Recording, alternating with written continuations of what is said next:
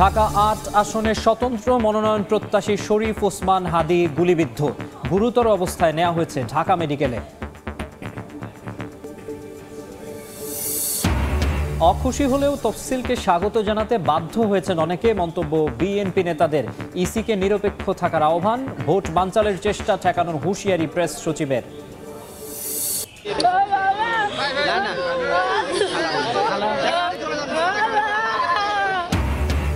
সবাইকে কাঁদিয়ে চিরনিদ্রায় শিশু সাজিদ, রাজশাহীর তানোরে জানাজায় মানুষের ঢল।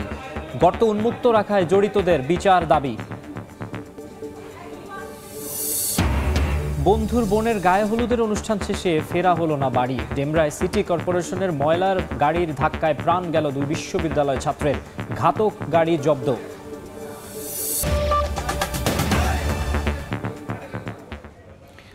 সময় সংবাদে সঙ্গে আছি আমি মাকসুম আলম খান।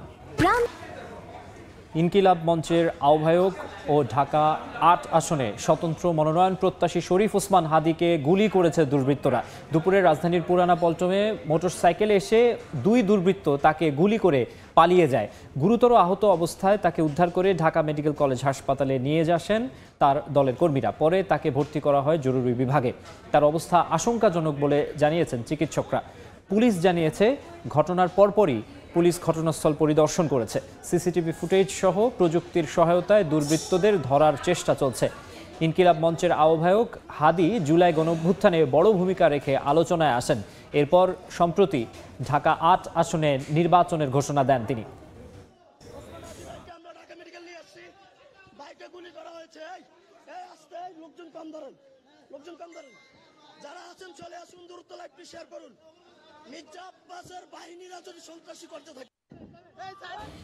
এই মুহূর্তে ঢাকা মেডিকেলের সামনে আছেন সহকর্মী আত্তোজ রহমান, আমরা সরাসরি যুক্ত হচ্ছি তার সঙ্গে। ইনকিলাব মঞ্চের মুখপাত্র ও ঢাকা ৮ আসনের স্বতন্ত্র প্রার্থী ওসমান হাদি গুলিবিদ্ধ হয়েছেন। তাকে তারপর উদ্ধার করে সেখান থেকে ঢাকা মেডিকেল কলেজের জরুরি বিভাগে নিয়ে আসা হয়েছে। জরুরি বিভাগে তার অবস্থা এখন পর্যন্ত আমরা যা জানতে পেরেছি, তার অবস্থা আশঙ্কাজনক বলা হচ্ছে। এর আগে একটু জানিয়ে রাখি, তাকে গত নভেম্বর মাসে অন্তত 30টি দেশি বিদেশি নাম্বার থেকে, বিভিন্ন নাম্বার থেকে তাকে কল করে হত্যার হুমকি এবং তার মা বোন সবাইকে ধর্ষণের মতো হুমকি দেয়া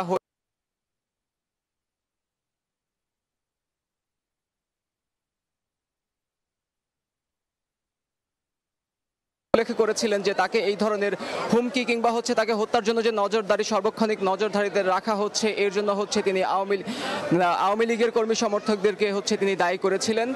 এখন আজ দুপুরে তিনি বিজয়নগরে যখন ছিলেন, তাকে মোটরসাইকেল যোগে আসলে দুর্বৃত্তরা গুলি করে। সেখান থেকে গুলি করার পর তাকে রক্তাক্ত অবস্থায় ঢাকা মেডিকেল কলেজের জরুরি বিভাগে নিয়ে আসা হয়। নিয়ে আসার পর তিনি ঢাকা মেডিকেল কলেজের বর্তমানে চিকিৎসাধীন রয়েছেন এবং তার বর্তমান অবস্থা আশঙ্কাজনক বলে আমরা জানতে পেরেছি। জনাব ওসমান হাদি, ঢাকা ৮ আসন এবং ইনকিলাব মঞ্চের মুখপাত্র জনাব ওসমান হাদি।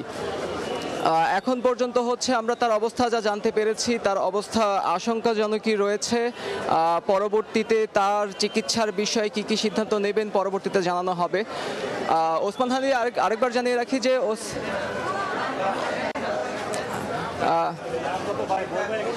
তার জনাব ওসমান হাদিকে যখন গুলিবিদ্ধ হয়েছেন, এরপর বেশ কয়েকজন রাজনৈতিক ব্যক্তিত্ব তার গুলিবিদ্ধ হওয়া নিয়ে ইতিমধ্যে বক্তব্য দিয়েছেন।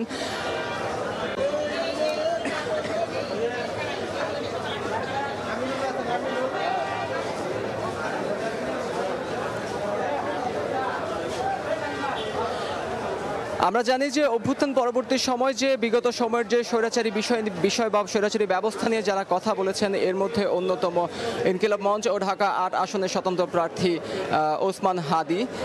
তিনি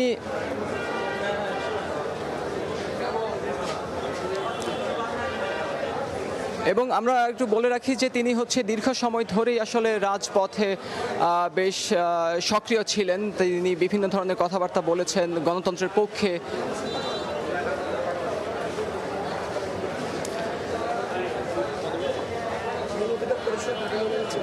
তিনি যখন এই বিজয়নগরে গুলিবিদ্ধ হয়েছেন তাকে এখন থেকে ঠিক আধা ঘন্টা আগে ঢাকা মেডিকেল কলেজে নিয়ে আসে তার সতীর্থ কর্মী সমর্থক এবং বন্ধুরা মিলেই ওনাকে ঢাকা মেডিকেল কলেজের জরুরি বিভাগে চিকিৎসার জন্য নিয়ে এসেছেন।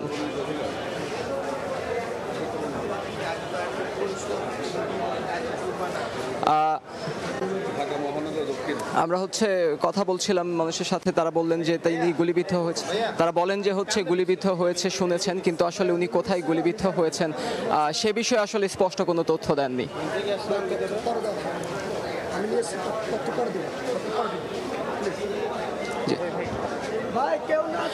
আমরা দেখছি আসলে তার কর্মী সমর্থকরা ঢাকা মেডিকেল কলেজের জরুরি বিভাগের বাইরে অপেক্ষা করছেন, দাঁড়িয়ে আছেন এবং তারা সবাই আসলে চিন্তিত রয়েছেন, উদ্বিগ্ন উৎকণ্ঠার মধ্যেই রয়েছেন ওসমান হাদির স্বাস্থ্যের বিষয় নিয়ে।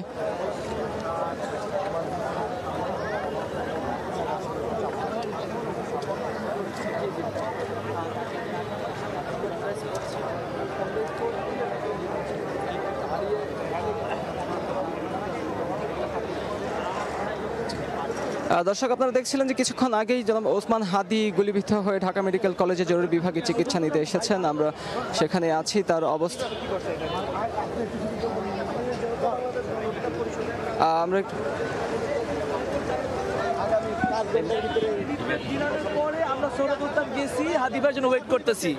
এই মুহূর্তে কল আসে, এক মাদারচোদ কুত্তার বাচ্চা, শুয়োরের বাচ্চা, দেশের কুলাঙ্গার আমার হাদি ভাইরে গুলি করছে। আমরা শোনার পর আমরা কি করবো আমরা জানি না, আমরা পালায় এখানে ধরে চলে আসছি।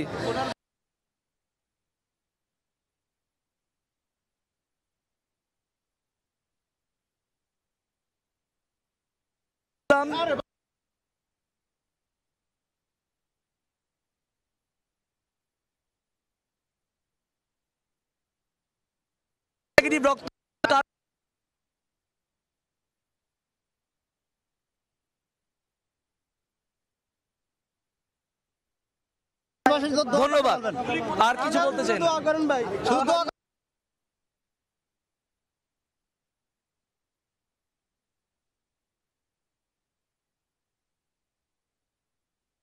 কথা বলছিলেন, ওসমান হাদির অবস্থা আশঙ্কাজনক বলে উনি জানিয়েছেন এবং তিনি যারাই এই ঘটনা ঘটিয়েছেন তাদের খুঁজে বের করা হবে বলছিলেন এবং ওসমান হাদির বি নেগেটিভ রক্ত প্রয়োজন তাও বলছিলেন তিনি সেখানে। ওসমান হাদি বর্তমানে ঢাকা মেডিকেল কলেজের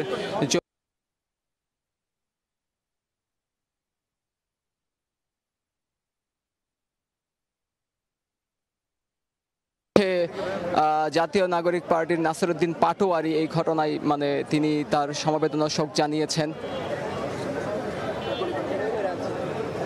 তিনি বলছিলেন যে এই ঘটনার জন্য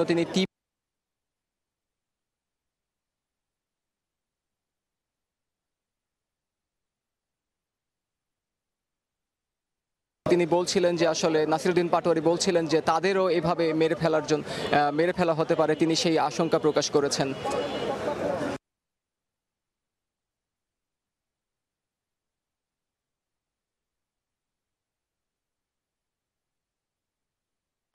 তারা বলছিলেন যে তারা এই ঘটনা শেষ দেখতে চায়, তারা আসলে জীবন দিয়েই লড়াই করে যাবে।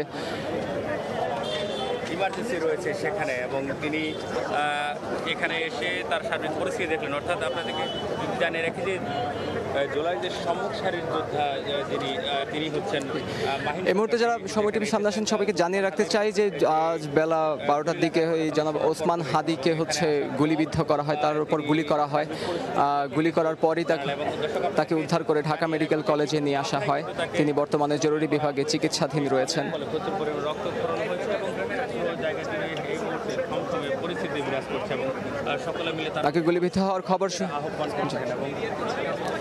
গুলিবিদ্ধ হওয়ার পরই আসলে তার কর্মী সমর্থকরা ঢাকা মেডিকেল কলেজে জড়ো হয়েছে। তারা গুলিবিদ্ধ হওয়ার খবর শুনে তার কর্মী সমর্থকরা ঢাকা মেডিকেল কলেজে জরুরি বিভাগের সামনে এসেছেন এবং তারা বলছেন জোর দিয়ে বলছেন যে এই ঘটনার সাথে যারা জড়িত তাদেরকে অবিলম্বে আইনের আওতায় আনতে হবে।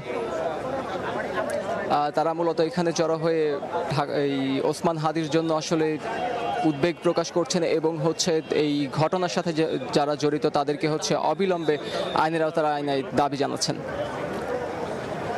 সঞ্জিত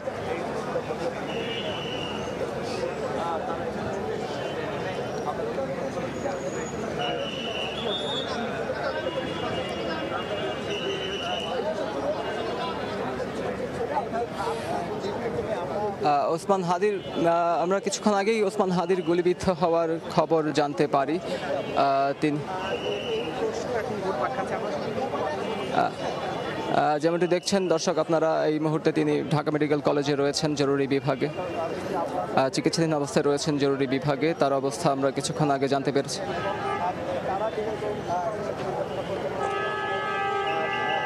তিনি ঢাকা মেডিকেল কলেজের জরুরি বিভাগে চিকিৎসাধীন অবস্থায় রয়েছেন।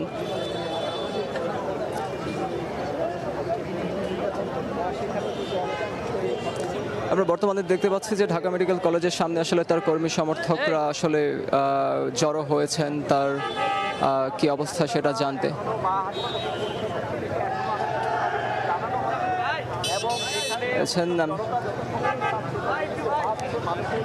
উপস্থিতি পাচ্ছে এবং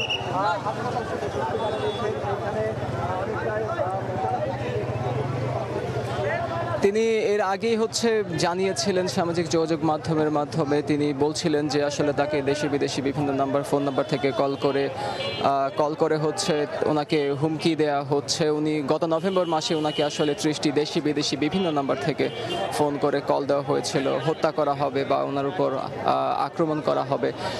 ওসমান হাদি এও উল্লেখ করেছিলেন যে হচ্ছে তাকে সার্বক্ষণিক নজরদারিতে রাখা হচ্ছে তার উপর যে কোনো সময় হামলা করার জন্য এবং তার হচ্ছে পরিবারের সদস্যদের আসলে ক্ষতি সাধনের জন্য সে ধরনের কথাও তিনি উল্লেখ করেছিলেন ওনার এই ফেসবুক পোস্টে।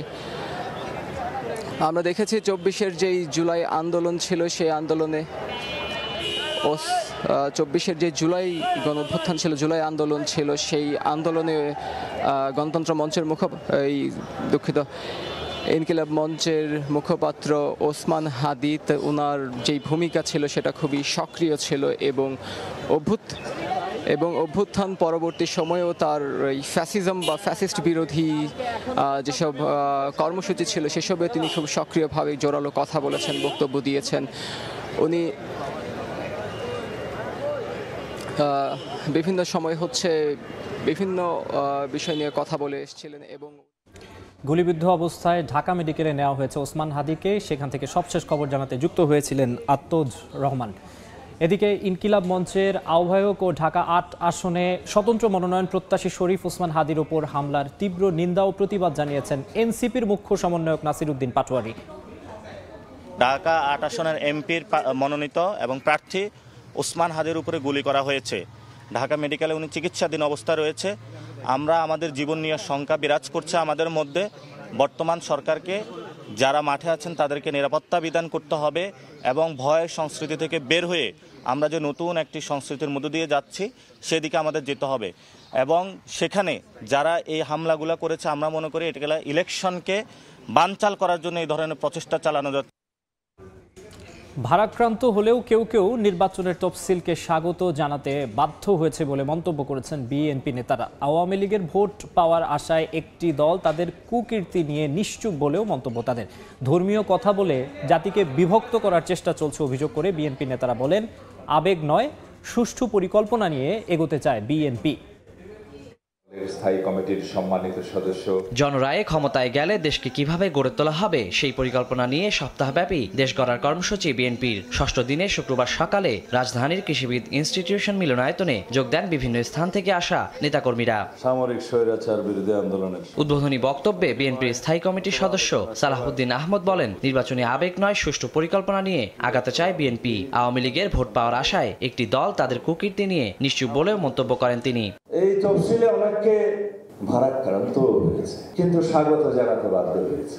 আমরা স্বাগত জানিয়েছি, সন্তুষ্টি প্রকাশ করেছি এবং একটি দল আওয়ামী লীগের ভোট প্রাপ্তির জন্য আওয়ামী লীগের বিরুদ্ধে একটি শব্দ উচ্চারণ করে না। আবেগী ধর্মীয় মিক্সার মিশ্রিত বড়িকা নিয়ে আমরা নির্বাচনে যাব না, আমরা যাব সুষ্ঠু পরিকল্পনা নিয়ে। এ সময় বিএনপির চেয়ারপারসন বেগম খালেদা জিয়ার জন্য দোয়া চান দলের সিনিয়র যুগ্ম মহাসচিব রুহুল কবির রিজভী। বিরূপ পরিস্থিতির মধ্যে, পরিবেশের মধ্যে কি করে লড়াই করতে হয় যেটি শিখিয়েছেন, অনমনীয় মনোভাব এবং আপোষহীন মাত্রা যিনি রাজনীতিতে সংযোজন করেছেন, আমাদের সেই প্রিয় নেত্রী দেশনেত্রী বেগম খালেদা জিয়ার আশু সুস্থতা কামনা করছি। এদিন জাতীয় প্রেস ক্লাবে আলোচনা সভা ও দোয়া মাহফিলে যোগ দিয়ে দলের ভাইস চেয়ারম্যান শামসুজ্জামান দুদু বলেন, বেগম জিয়া হঠাৎ অসুস্থ হননি, তাকে তিলে তিলে মৃত্যুর দিকে ঠেলে দেওয়ার চেষ্টা করা হয়েছে। আর চেয়ারপারসনের উপদেষ্টা আব্দুল সালাম আগামী নির্বাচন নিরপেক্ষ হওয়ার আশা প্রকাশ করেন। আজকে হঠাৎ করে তিনি হাসপাতালে আছেন, এটা ঠিক না। তাকে তিলে তিলে মৃত্যুর দিকে ঠেলে দেওয়া হয়েছে। তাকে রক্ষা করা যদি সম্ভব হয় তাহলে বাংলাদেশে গণতন্ত্র রক্ষা করা সম্ভব হবে। তাকে যদি সুস্থতায় ফিরিয়ে আনা যায়, বাংলাদেশ সুস্থতায় ফিরে আসবে। নির্বাচন কমিশন যদি তার দায়িত্বটা ঠিকমতো পালন করে আর ডক্টর ইউনূস সাহেব যদি ফেয়ার থাকে, তাহলে নির্বাচন নিরপেক্ষ না হওয়ার কোনো কারণ নাই। সবাই সব কিছুতেই শুধু বিএনপিকে খুঁজে, বিএনপি এই করছে, বিএনপি এই করবে। বিএনপি শুধু গণতন্ত্রটাকে ফিরিয়ে আনার জন্য যা যা করা দরকার তাই করছে। ধর্মীয় কথা বলে জাতিকে বিভক্ত করার চেষ্টা চলছে বলেও অভিযোগ করেন বিএনপি নেতারা। জাতীয়তাবাদী নবীন দল। ওয়ালিউল সাকিব, সময় সংবাদ, ঢাকা। সবাইকে কাঁদিয়ে চিরনিদ্রায় শায়িত হলো শিশু সাজিদ। রাজশাহীর তানোরে জানাজায় ঢল নামে মানুষের। বাড়ির পাশে জানাজা শেষে সরকারি কবরস্থানে দাফন করা হয় তাকে। গভীর নলকূপের গর্ত উন্মুক্ত রাখায় জড়িতদের বিচার দাবি করেন স্বজন ও এলাকাবাসী।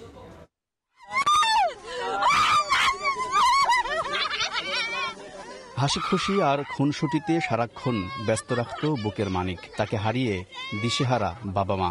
2 বছরের শিশু সাজিদের মর্মান্তিক মৃত্যুতে শোকাহত স্বজন ও এলাকাবাসী।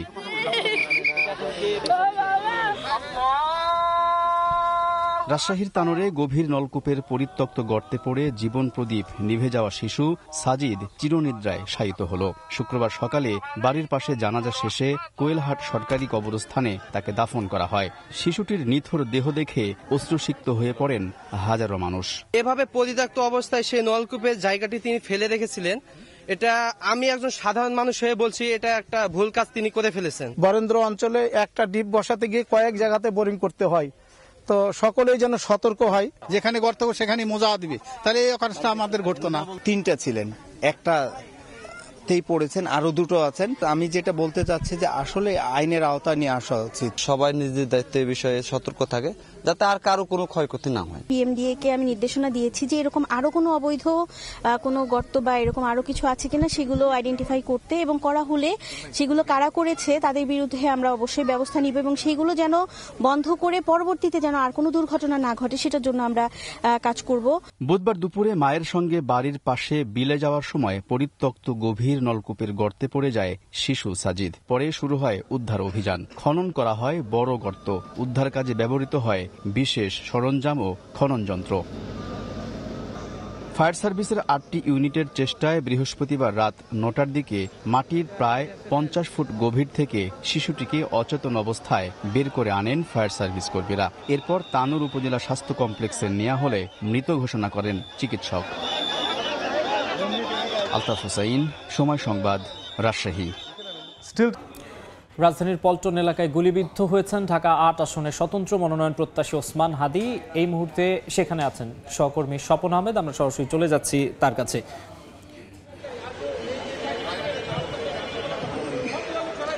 ওসমান হাদিকে যে জায়গাটিতে আসলে গুলি করা হয়েছে সেই জায়গাটি হচ্ছে কালভার্ট রোডের ডিআর টাওয়ার যেটি রয়েছে সেই টাওয়ারের একদম সামনে। আমি যদি জায়গাটি একটু আপনাদের দেখানোর চেষ্টা করি, নিশ্চয়ই আমার ফ্রেমে দেখছেন যে বাইতুস সালাহ জামে মসজিদের, নয়াপল্টনের বাইতুস সালাহ জামে মসজিদের ঠিক অপোজিট সাইড অর্থাৎ ডিআর টাওয়ারের সামনে এই সময়টিতে ওসমান হাদি কিন্তু একটি রিকশাতেই ছিলেন। তো ধারণা করা হচ্ছে এখানে যারা লোকজন ছিল তারা আমাদেরকে যেটি জানাচ্ছেন যে 2জন ব্যক্তি মোটরসাইকেলে, 2টি মোটরসাইকেলে আসে এবং 2টি মোটরসাইকেলে 4জন ব্যক্তি আসে এবং এই 4জন ব্যক্তি আসলে একটি মোটরসাইকেল থেকে পিছনে থাকা যে ব্যক্তি, সেই ব্যক্তি আসলে এই ওসমান হাদি যখন তিনি রিকশায় ছিলেন তাকে উদ্দেশ্য করে আসলে গুলি করে তাৎক্ষণিক কিন্তু এই ডান সাইড দিয়ে পালিয়ে যান। আমার ফ্রেমের ডান যে সাইড রয়েছে সেই সাইড দিয়ে পালিয়ে যায়। আশেপাশের লোকজন কিন্তু তখনও আসলে কিছু বুঝে ওঠার আগেই এই যে চারজন ব্যক্তি ছিলেন মোটরসাইকেল আসছিলেন তারা কিন্তু পালিয়ে যায়।